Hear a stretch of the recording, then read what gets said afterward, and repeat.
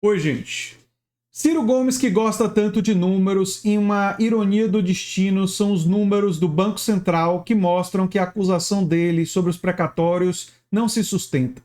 Os números que o Banco Central divulgou agora e que são reproduzidos pela Folha de São Paulo e já estão em vários jornais demonstram que a acusação de Ciro não é verdadeira. E eu vou trazer esses números aqui hoje. Sendo que eu já tinha demonstrado antes, com reportagens de janeiro de 2023, que Fernando Haddad já tinha sinalizado que condenava a prática do governo Bolsonaro do calote e já sinalizava com clareza que queria evitar novos calotes e que era uma sinalização óbvia que os pagamentos dos precatórios viriam, que havia uma disposição do governo, uma intenção do governo de realizar esses pagamentos. Isso fica evidente pelas falas que eu já trouxe no meu vídeo anterior. Se você não viu, recomendo que você assista.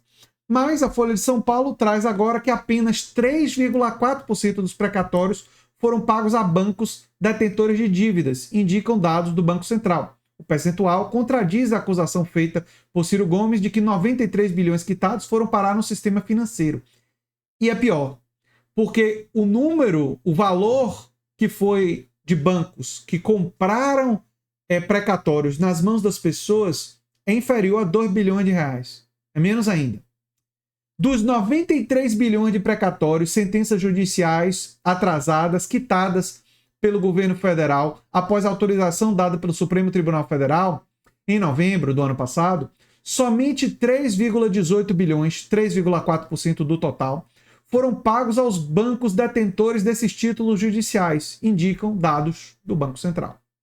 Além disso, dos 3,18 bilhões, somente 1,68 bilhões, né? 1 bilhão e 680 milhões, né? São precatórios adquiridos pelos bancos de terceiros. O 1,5 bilhão, que resta, são precatórios cujos credores originários são as próprias instituições financeiras. Ou seja, 1,5 bilhões, os próprios bancos eles não compraram o precatório de ninguém, o precatório era deles.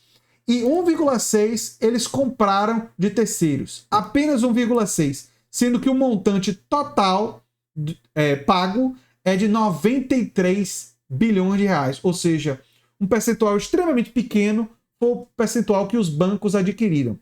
E essa aquisição é legal. Eu não gosto dessa prática de venda de precatórios. Mas essa prática existe há décadas no Brasil, ela é muito antiga, e é uma prática totalmente regulamentada e legalizada. E como é que essa compra aconteceu? Provavelmente durante o governo Bolsonaro. Isso não foi dito aqui, mas o governo Bolsonaro fez a PEC do calote, a proposta de emenda constitucional. Talvez muita gente acreditando que não ia receber, vendeu para o banco. Né? Muita gente não, pouca gente. Porque se fosse muita gente, o valor seria maior, e o valor é ridiculamente baixo perto do montante que está sendo pago. Né? Então os dados contradizem o ex-presidenciável Ciro Gomes, que no domingo postou um vídeo em que afirma que os 93 bilhões quitados foram parar nos cofres dos bancos. Não.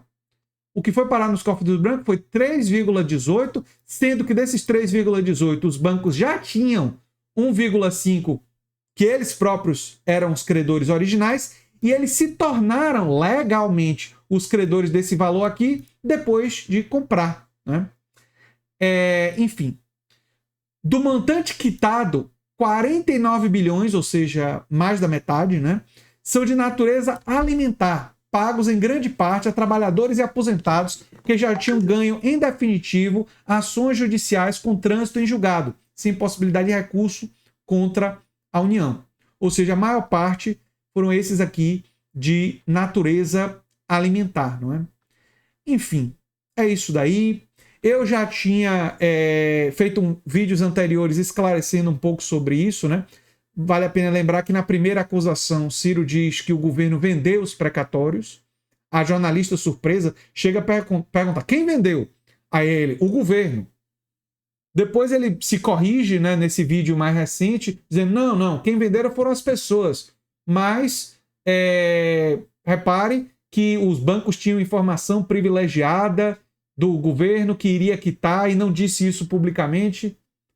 Mas Haddad sinalizou que condenava a prática do calote feito pelo governo Bolsonaro e criticou só as críticas que Haddad fez publicamente ao calote feito pelo governo Bolsonaro, para qualquer pessoa que tinha um precatório na mão, já era um sinal que não era para essa pessoa vender esse precatório.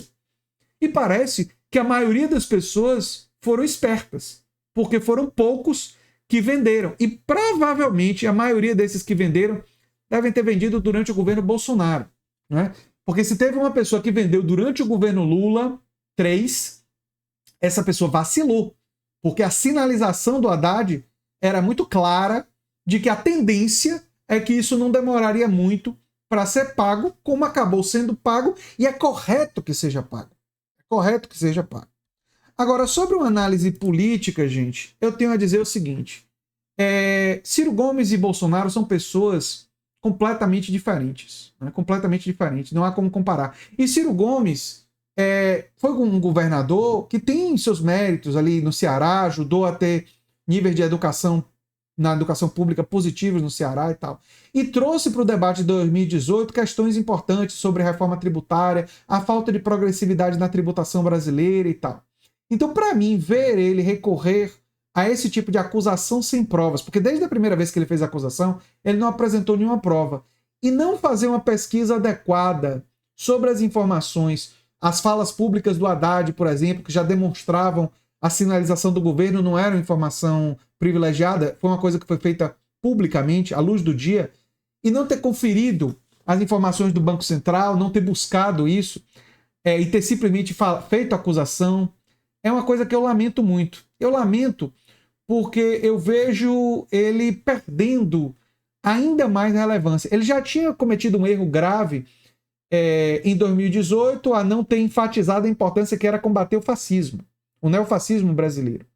Né? Mas ele erra mais em 2022 porque depois do que nós vivemos durante a pandemia, depois do que a gente viveu durante o governo Bolsonaro, ficava evidente que, por mais críticas e divergências que ele pudesse ter com Lula, que um governo Lula seria, como está sendo, muito superior ao governo Bolsonaro. Né? Em respeito à ciência, em respeito às instituições, em respeito à democracia, em defesa dos direitos sociais. Não há como comparar. E ele não ter percebido esse momento histórico é algo muito lamentável. Muito lamentável mesmo. É claro que pode parecer assim que eu me sinto confortável porque eu tinha razão. Desde o primeiro vídeo, tudo que eu falei se confirmou. Né? Os fatos acabaram indo confirmando as coisas que eu fui falando.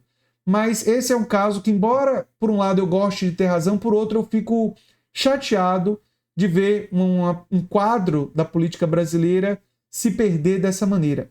E eu acredito que Ciro e seu staff e tal vão acabar descobrindo que a esquerda e os democratas são diferentes dos bolsonaristas. Porque enquanto os bolsominions passam pano para o Bolsonaro, quando ele faz acusações sem provas, quando ele fala coisas que não têm base, e eles justificam, e eles não aceitam, e eles dizem que a mídia é golpista, e, enfim, eles vão nessa vibe. A maioria da esquerda democrática tem um espírito crítico, tem um espírito de questionador.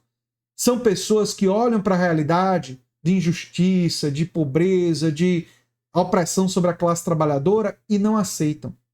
E não aceitam. E são pessoas que valorizam a verdade, que valorizam a informação correta. E aí eu falo com minha experiência de ter um canal de esquerda. Eu acredito que a proporção que as pessoas forem percebendo esse tipo de coisa, esse tipo de comportamento no Ciro agora, parte do público dele vai se voltar contra ele. Que já é um público que já diminuiu bastante. Mas uma parte do público vai se voltar. E eu espero e torço para que ele reveja essas atitudes e essa estratégia, porque isso daqui é simplesmente, a meu ver, lamentável. E é irônico, né, que Ciro, que gosta tanto dos números, que tenham sido os próprios números, agora números divulgados oficialmente pelo Banco Central, que mostram que o que ele falou não tem nenhum mérito. Eu sou André Teixeira Jacobina, o canal é a Nova Máquina do Tempo, e se você gosta do que a gente faz, se inscreve, dá um like, compartilha, quem sabe vira membro ou apoiador do canal, quem sabe faz um dos nossos cursos. Um abração e até o próximo vídeo. Tchau, tchau.